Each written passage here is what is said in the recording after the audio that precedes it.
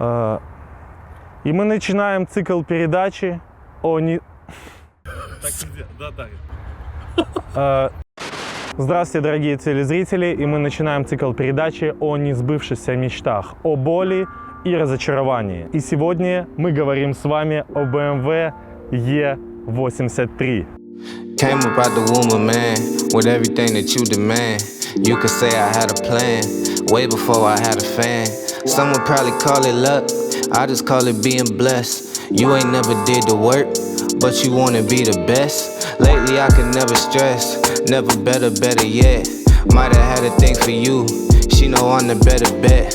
I digress, I let it rest, go and get another check.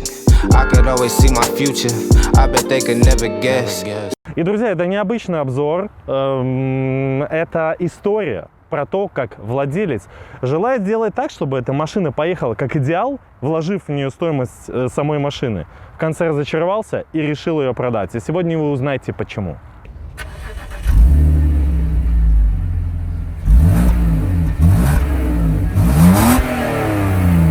Блин, ребят, несмотря на то, что я очень люблю Mercedes, но я считаю, что это очень клевая тачка. Я вам объясню. Во-первых, тут 6 цилиндров, ребята, 2.5, 6 цилиндров, легендарный двигатель.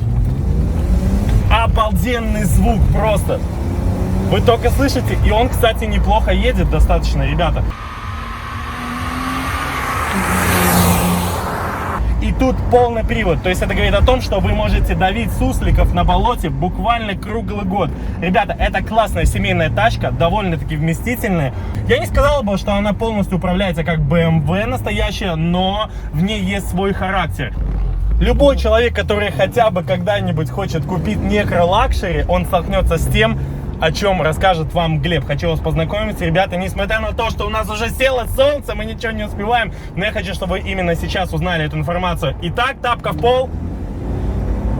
О, да, детка! 6000!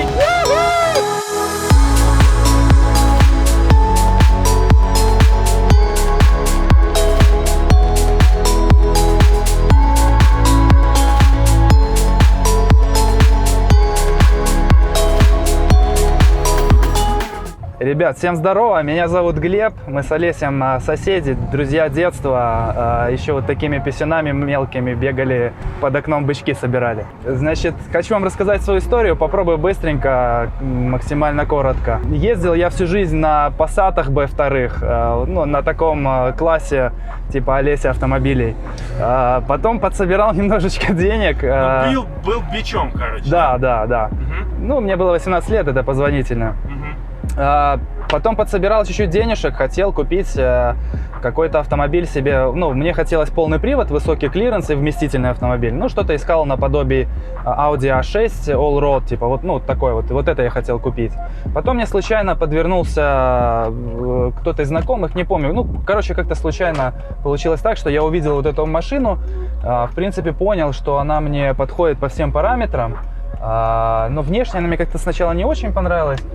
В общем, получилось так, что я начал искать этот автомобиль. Не разбирался тогда ни в BMW, не понимал, какие двигателя нужны, ни вообще, то есть я не был фанатом таким? Нет, я вообще не любил на самом деле BMW, но вот это мне показалось, то есть это не X5, это не там троечка, немножко это выглядит автомобиль по-другому, и он считается в Америке типа семейным универсалом вообще. Вообще я хотел именно немца, то есть никаких там японцев типа Мазды, там всякое это говно я вообще не воспринимаю. На Audi, BMW не рассматривал, Audi, Volkswagen, Mercedes, вот эти моменты я рассматривал. Q3, Q5 были вообще не по карману, GLK то же самое, то есть в принципе вариантов особо не было, да и было у меня бюджет ограниченный, я даже когда эту покупал, то есть я одолжил денег, поэтому, то есть купил я за 8000, за 8120, если быть точным. Как мне казалось, я подошел к покупке довольно ответственно, то есть, конечно, мне очень хотелось и побыстрее машину, но я сдерживался, я понимал, что нужно рассматривать варианты, то есть, вроде бы я подошел со всех сторон ответственно, то есть, я и взял перекупа с собой, и поехал на СТО проверять, то есть, перекуп, когда увидел эту машину, состояние кузова и состояние салона, он сказал, что она она соответствует пробегу, то есть он проверил кузов, что она не битая и все такое, то есть, ну, сказал, за эти деньги брать однозначно, ну, то есть, если по технической части все нормально. То есть, я насмотрел самый, как, ну, на тот момент, где было место, дорогой СТО Bosch сервис, куда мы загнали на диагностику, где просто, мне хочется материться реально, как Материться. вот, можно, да? Да. Где просто какой-то уебан дикий пришел под видом того, что он охуенный мастер какой-то дикий.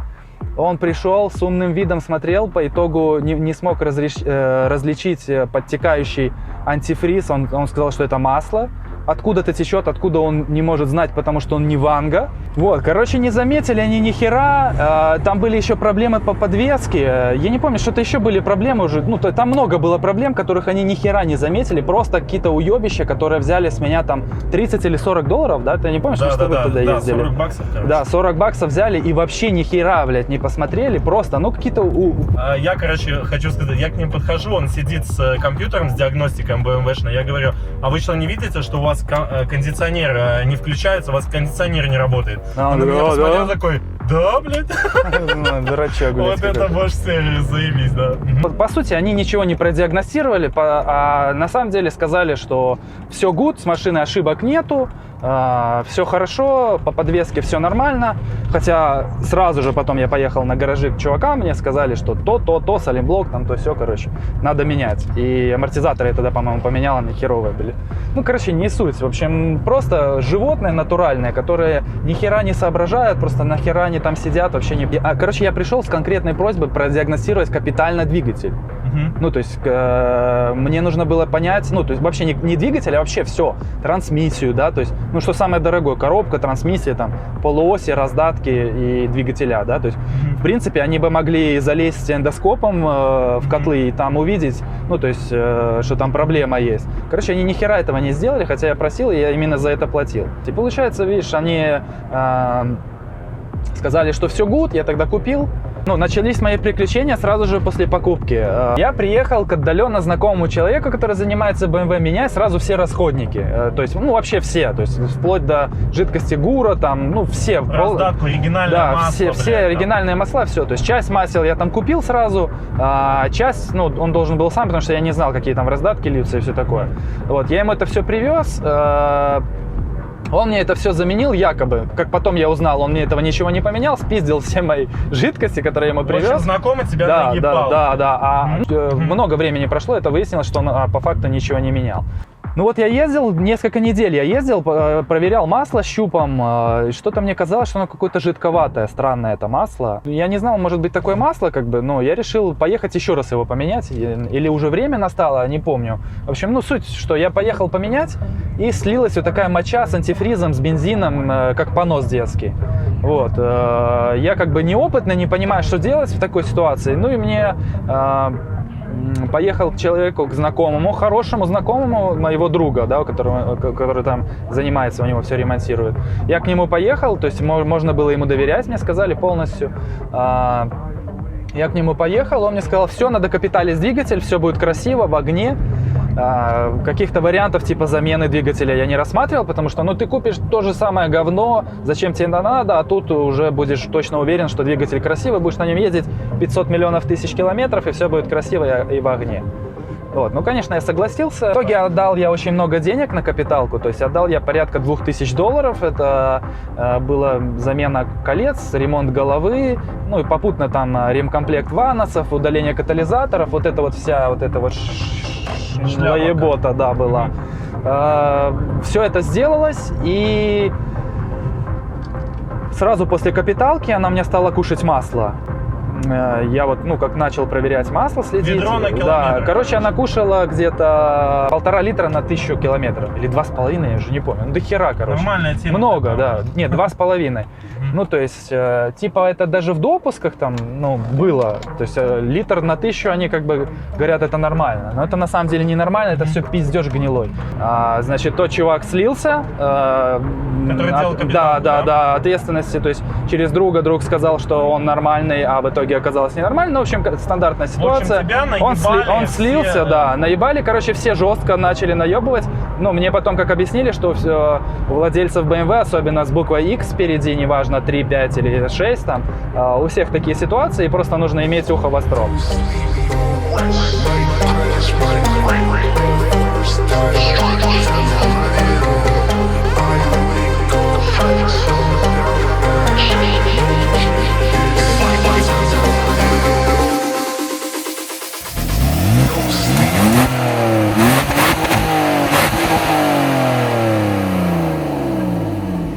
И в тот момент, когда я потратил уже $3000 после покупки на эту машину, и это ни к чему не привело, у меня настал переломный момент. Продавать ее или же доделывать и ездить. То есть я еще теплился надеждой, что я доведу ее до идеального состояния, все будет огонек, и я буду ездить счастлив и наслаждаться. В общем, я ездил так какое-то время, лил этими литрами туда масло, и в один прекрасный момент у меня просто точка невозврата уже настала, я просто задолбался возить эти баклахи, ведра эти с маслом, я уже начал туда и лукол лить, и все что подряд, короче. Потому что, и нафтан, да, потому что, ну, это невозможно, все жрет. Я плюнул, решил действительно поменять двигатель. Это последнее, что я подумал, что это последнее, что я сделаю. И, ну, думаю, может быть, все good, потому что меня по факту обманули. Машина тут не виновата, то есть, что так произошло. Думаю, блин, ну, может все, вот я вот эти деньги отдам, и все мои проблемы решатся, и она будет долго ездить, ничего не будет ломаться, и я буду вообще просто счастлив. По итогу я купил контрактный двигатель за $750 с навесным. За 500 его поменял, в итоге это обошлось мне, то есть свой старый я продал, плюс навесной я продал, в итоге вся замена двигателя мне обошлась $750. А капиталка в 2, которая ни к чему не привела. Ну, после замены двигателя, наконец-то все проблемы решились. Она стала резвее ехать, она стала не перестала кушать масло абсолютно. То есть, кто бы что ни говорил, сейчас по-любому хомячки в комментариях будут говорить, что BMW жрет масло. Но это люди, я прям могу сказать, что они долбоебы и не следят за своей машиной. Если ты обслуживаешь и нормально все, ну, то есть все агрегаты, которые способствуют жору масла, если ты вовремя все делаешь и хорошее масло льешь, никакого жора нет вообще. То есть 0, просто 0. От 8000 я меняю масло, от замены до замены ни капли. Ну, может быть, 50 грамм, там, ну, и то, это не факт, может, машина криво стоит. То есть при любых, причем при любых режимах, то есть ты едешь 180 или ты ездишь в городе, 0. То есть она реально не ест масло. Блин, Глеб, ну и вот ты решил эту проблему, заменил двигатель. Да. Так почему ты, собственно, ее продаешь? Почему ты хочешь от нее избавиться? С того момента прошло уже почти 2 года, как я поменял двигатель. После замены я ездил, наслаждался довольно долгое время, причем классно, все было шикарно. Потом я начал придираться к другим вещам. То есть я люблю, когда у меня все машины, которые у меня были, они были в идеальном состоянии. То есть там все должно... Ну, я вот хотел реально, у меня было желание, были, в принципе, и возможности. Я рассчитался с долгами после этих замен. И у меня были желания большое и возможности довести этот автомобиль до идеала. У меня были проблемы там с переключением передач. Блин, чувак, это столько рассказывать, Нет, это пиздец. Я влез в подвеску, я там поменял все, абсолютно. Вот все, чтобы все было идеально, чтобы я уже знал, чтобы с меня начался отсчет вот этих замен, всяких этих вещей. Потом мне казалось, что с рейкой что-то не так, что, возможно, есть люфт. Хотя мне все говорили, что так можно ездить, но просто я такой человек, я поехал и реально сделал из старой рейки полностью новую. То есть не просто поменял ремкомплект, а нашел там бэушную как новую и на ней поменял комплект оригинальный. То есть тоже мне это в $1000 обошлось. Да, то есть, но зато она реально новая просто. Ну, я тебе потом покажу. Тоже купил новый карданчик, да, там вот рулевой, который тоже никто не делает этого, но я за $150 его купил, поставил. В принципе, в этой машине из основных узлов я влез везде. То есть раздатки, коробки, редуктора, полуоси, то есть все самое дорогое и самое важное я здесь сделал. Но все равно она не едет так, как я хочу. То есть есть рывки при переключениях передач, то есть такие пинки, то есть, например, на вторую ты переключаешь, и она там под сраку тебе дает. Иногда такое бывает. То есть это не потому, что я не умею на ручке ездить. В итоге, скажи мне, пожалуйста, цена вот за ремонт вообще превысила стоимость автомобиля? Да, но если учитывать обманы, да, то есть если не учитывать обманы, то меньше. Но если учитывать обманы капиталки, то она реально больше $8000. То есть я сюда уже вложил. Вот. Но по факту она не едет так, как я хочу. То есть, так как я ездил на таком другом, идеальном вообще, вот у человека реально, я хотел, ну, сохранился он так, да, я хотел, чтобы довести свой автомобиль до такого же состояния, но проблема на самом деле основная в том, что у нас все криворукие мастера. У нас реально нет мастеров, и есть люди, которые просто могут открутить салимблок, вставить его, и то вставить так, что потом он же Молотком он туда в ржавчину в эту пихает, этот салимблок, не, чтобы почистить, смазать, да, он же потом 2 часа через год, он 2 часа его не может достать и мотягается. То есть вот такие вот люди... И при том ты платишь свои деньги. Да, ладно, я делаю все в своей машине. Да, ты платишь все время деньги, так мало того, ты еще унижаешься, то есть ты должен звонить там, а возьмите меня сегодня, нет, я сегодня бухаю, завтра приезжаю. Ну, такое вот, знаешь, ты должен тратить свое время. И это все при том, что люди не знают ни про масло, ни про масла, не понимают, что к чему. То есть они вообще, то есть дубовые все. Может быть, я не нашел просто хорошего мастера, по крайней мере, в Беларуси, или, может, я их просто не знаю, они прячутся где-то в подвалах. Нет нормальных мастеров, потому что даже официальные сервисы, они вообще просто вот такие дуболомы, просто дикие.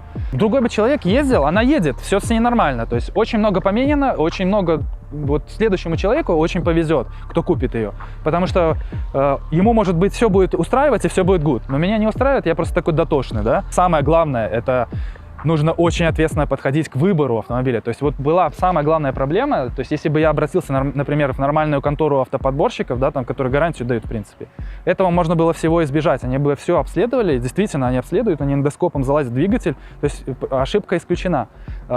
Тут я, во-первых, вот сыграла роль, что изначально я купил херовую, потому что женщина ездила, и она как бы ничего не делала и ушатала просто тут всю трансмиссию. То есть тут из живого только кузов с салоном, то есть действительно все не битое, не крашеное. Ну, вы видите сами, наверное, на видео, что это все классно выглядит. Вот. Но вся ходовая, полностью вся трансмиссия, вся пришла в негодность. Короче, ребят, после того, как я вложил в эту тачку 8 косарей, я ожидал от нее просто идеального всего. То есть идеальная, шумоизоляция тут хорошая, да, то есть идеальное переключение передач, идеальных там никаких скрипов, ничего, то есть не должно быть. По итогу, то есть тут заменено полностью сцепление, заменено все масла, то есть маховики, там, полностью все дорогие детали, дорогущие. То есть она должна переключаться одним пальчиком и плавно, как автомат. Такого не происходит, все-таки рывки происходят, какие-то хрусты, какие-то вибрации, которые, когда ты приезжаешь на сервис, тебе говорят, это в пределах нормы, это заводская нормальная ситуация. Но такого быть не может и такого не должно быть. В общем, по факту, я в один прекрасный момент, когда я ездил с какой-то проблемой, с вибрацией, по-моему, я ездил в одно СТО, второе, третье, четвертое, мне все говорили, что либо так и должно быть, либо поменяй еще коробку и редуктора, либо поменяй всю трансмиссию. Да, то есть я, плюнул, сказал, что я больше не хочу это. Я просто разочаровался. И разочаровался в том, что я очень много денег потратил, в итоге не получил того, чего я хочу. И никто не хочет заниматься, всем похер, все хотят только колесо открутить и $200 заработать. Все, больше никто ничего не хочет делать. В итоге, сейчас продать. Да, и в итоге я хочу ее просто продать, потому что я хочу идеальный автомобиль, чтобы он, то есть я вот такой человек, мне надо, чтобы там все было идеально. Я куплю другой, то есть и уже более ответственно подойду к этому вопросу. Надеюсь, такого же видео через пару лет не будет у нас. Вот, поэтому покупайте охуенный автомобиль, блядь, и не бейте мозги, блядь. В итоге, ребята, вот вы послушали эту историю для того, чтобы у вас просто не складывалось никаких иллюзий по поводу того, что вы купите какой-нибудь некро-лакшери немецкий, там, который был очень-очень классный 20 лет тому назад, вложите туда, немножечко подшаманите, и он будет в идеал. Запомните, ребята, эти тачки, особенно немцы, после 2000-х годов, никогда в жизни уже не будет идеалом. Все, их время ушло. Те владельцы, которые были изначально, они получили весь кайф. Остальные владельцы получают только полный геморрой. И несмотря на то, что человек вкинул денег больше, чем стоит сама машина, ему в конце говорят, поменяй коробку, поменяй, блядь, я не знаю, что, поменяй машину, по сути, если ты хочешь действительно, чтобы она ездила. Поэтому человек разочаровался, и он донес вам вот эту, можно сказать, историю просто разрушенных мечт. Вот, ребят, напишите ваше мнение по поводу того, как были ли вы в такой ситуации. Может быть, такая проблема только в BMW или во многих. Но я точно знаю, что какой бы вы тачку ни купили, лакшери, BMW, будь то Mercedes, будь то Audi, будь то BMW, вы по-любому попадете в жопу. И самая большая проблема была в том, что машину потихоньку она все равно будет высасывать из вас эти соки. Тут $500, тут $500. Так человек платит это все СТОшникам. Ладно, я могу взять и свой корч, блядь, поменять там колодки где-то возле вот подъезда, да? Тут же так не получится. Вот посмотрите на это зеркало, что вы просто понимали. В этом зеркале стоит микросхема, просто для понимания. Микросхема с пайкой, как в мобильном телефоне. Вы понимаете об этом? Там реально, если вы разберете, если кто-нибудь разбирал, там просто так обычным паяльником или там какой-то отверткой ничего не решается, ребят. Поэтому, друзья, я думаю, что каждый из вас делает свой вывод, пишите ваши комментарии. И эта машина сейчас стоит, с учетом всех денег и первоначальной стоимости, почти 20 тысяч баксов. Вы только представьте. И человек, продав ее, он даже не вернет половину своей суммы. А смысл тогда покупать такую машину, если за эти же деньги, за эти 20 тысяч баксов и много других классных, более новых машин. Поэтому, ребята, выбор, как всегда, за вами. Поэтому, друзья, надеюсь, вам понравилось. Подписывайтесь, оценивайтесь. Будет еще очень много чего интересного. Пока! Здорово, меня зовут Глеб, я друг Олеся, мы с детства друг друга знаем. Ходили вот такими шкетами под балконами, собирали бычки, поэтому мы кореша и живем друг под другом. Значит... Ты сверху. Ты предпочитаешь быть сверху. Сука, друг под другом. Да, короче. Ну, мы соседи, в общем, у нас там балконы. Да, мы иногда там в детстве, блядь, скидывали друг другу носки и пожрать. Так, короче, все.